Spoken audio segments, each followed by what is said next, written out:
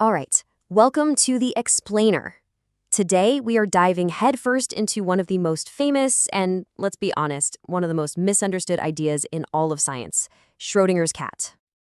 So, we've all heard the name, right? But it turns out a lot of us, kind of like comedian Hassan Minaj here, have let's just say a creative idea of what it's all about. And, a cat jumping off a bookshelf is a funny picture. But the real story? It is so much weirder. Yeah, forget about cats and bookshelves. This whole thing is actually a thought experiment, and it's a journey that takes us right into the bizarre, mind-bending heart of quantum mechanics, a place where all the rules of our normal, everyday world just completely break down. Okay, so to really get what this paradox is all about, we first have to build the experiment, the one that Austrian physicist Erwin Schrödinger dreamed up way back in 1935. And just a reminder, this is all in our heads, so no actual cats were harmed in the making of this paradox. It sounds like some kind of macabre contraption, I know, but every single piece here is absolutely crucial. See what's happening? The fate of a big, everyday thing, the cat, is now tied directly to a random, tiny quantum event, whether or not a single atom decay. So now that we have this strange setup, it leads us right to the core of the problem. It brings us to the one single question that turns this whole thing into a deep, world-changing paradox. I mean, our brains, our logic tells us it has to be one or the other, right? It's just common sense. But here's the thing. That is not what the wild new rules of the quantum world were saying at the time. And this is where things get really weird. It's a total clash of realities. In our world, the classical world, it's simple. The atom either fell apart or it didn't. So the cat is either alive or dead. We just don't know yet. But in the quantum world, oh no. The atom exists in a fuzzy state of both decayed and not decayed, all at once. Think of it like a spinning coin being both heads and tails at the same time. This absolutely bizarre state has a name. It's called superposition. And let's be clear, this isn't about us just not knowing what's going on. The theory actually says the particle is literally in multiple states at once.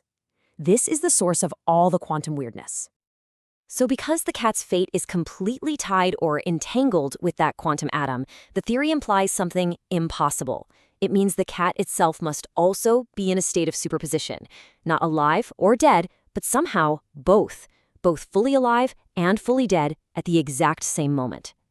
But here's the big twist. This is the part almost everyone misses. Schrödinger, he never actually believed any of this was real. He thought it was total nonsense.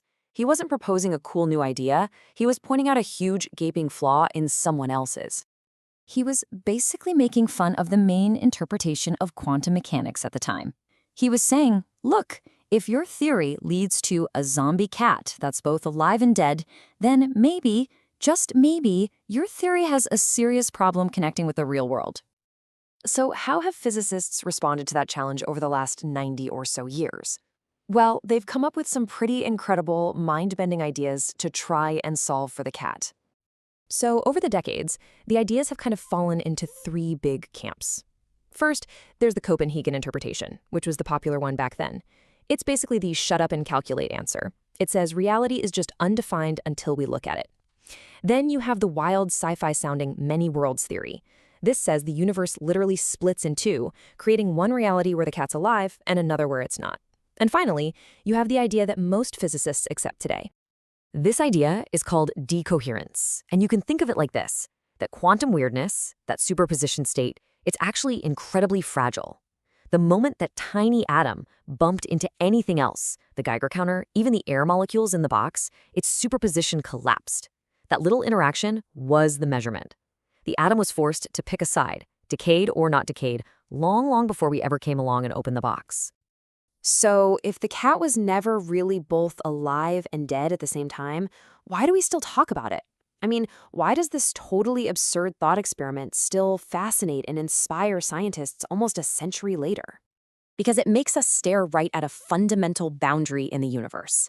On one side of the line, things can be in multiple states at once. On our side, they can't. Answering where exactly that line is and why it exists is one of the biggest questions in all of physics, and we need to answer it to build the technology of the future. And this isn't just some philosophical debate, Schrödinger's imaginary cat has led to very real technological leaps. Those quantum computers you keep hearing about, their building blocks, called qubits, are essentially tiny, perfectly controlled Schrödinger's cats. They're held in that both states at once superposition on purpose to perform calculations that are flat out impossible for our regular computers. In the end, this whole paradox was never really about a cat. It was a tool, a brilliant, clever tool that Schrödinger designed to show us the absolute limits of our own intuition. It's a reminder that the universe might be way, way stranger than we can possibly imagine. And it just leaves us wondering, what else is out there, waiting just beyond what we can see?